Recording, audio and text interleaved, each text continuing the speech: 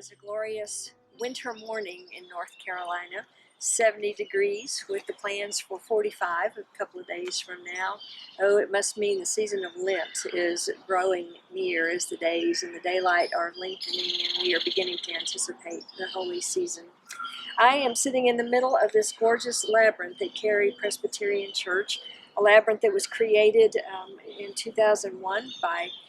Jean and Tom Bolick and Diane Garber to be a place of spiritual reflection and practice for all who would want to come to this community. Labyrinths are a marvelous way to center, to find oneself in the presence of God and to ponder life's particular path. The first time I ever walked a labyrinth was more years than I want to remember now, maybe 20 years ago, and it was provided by Resource Center for Women in Ministry in the South, the beautiful canvas labyrinth that Jeanette Stokes had made and continues to provide for people to walk the labyrinth. The first time I ever walked a labyrinth was at Duke, and Duke Chapel is one of the places that continues to provide the labyrinth as an opportunity for spiritual walking. It's an ancient path, differently from a maze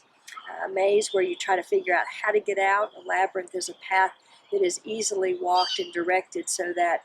the movement, the embodiment of spirit and physical is in play, and not the concern about where am I going or how do I get out, but simply beginning to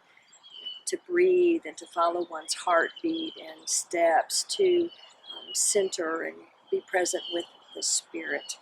Lent is probably one of the most usual times that people choose to walk a labyrinth, or churches provide the opportunity for placing a labyrinth out or inviting people in.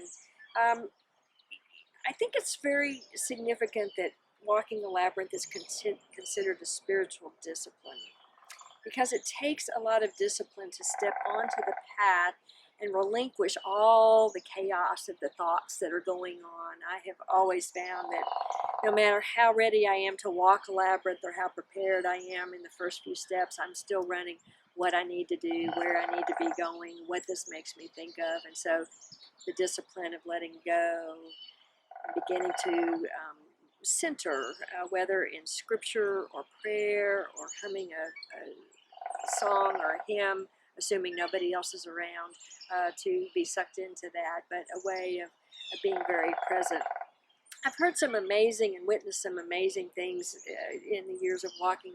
the labyrinth. I heard a story once about a teacher who brought her children, her classroom, in to walk the labyrinth, and the children ran the labyrinth. Now, the person who had brought the labyrinth was initially thinking they shouldn't be doing this. This is not how they should be doing the labyrinth, and then realized what a wonderful way that was for the children to take the labyrinth from that perspective, from their energy, and to find their path that way.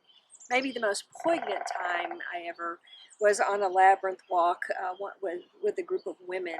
One of the women had been recently diagnosed with cancer, and there was at some point in walking the labyrinth that I realized, we all realized because we talked about it later, that she began to crawl the labyrinth to find her way slowly in the midst of the great discernment and pain that she was in and dealing with this turn in her life and what that would mean. I also heard a story recently about someone who was walking the labyrinth and pretty immersed in thinking about where am I and where am I going, and suddenly realized that he had quit paying attention to the path and got on the wrong coming out instead of continuing in, but realized that maybe that was the metaphor for the day, that what was important was to pay attention to where he was in his journey and what it meant to have gotten off track, and the reminder that he needed to stay more in the present and be familiar with what that meant. Incredibly fortunate to walk labyrinths all over the place, often with the Resource Center labyrinth because it's set up at Duke often. I was thrilled when I came to be on interim staff here at Cary Press to find they had an outdoor labyrinth, because there are a number of times I have come out here when the chaos was overwhelming, or when I just needed to take some deep breaths and remember whose I was and what my ministries were calling me out to be. there are, again, so many other places like out at Cedar Cross Retreat Center and other churches in our presbytery that have been calling in and saying that they too are going to have labyrinths here out and along. I think another part about the labyrinth and walking the labyrinth, I was reading this week about prayer types in the Myers-Briggs, and I think that the labyrinth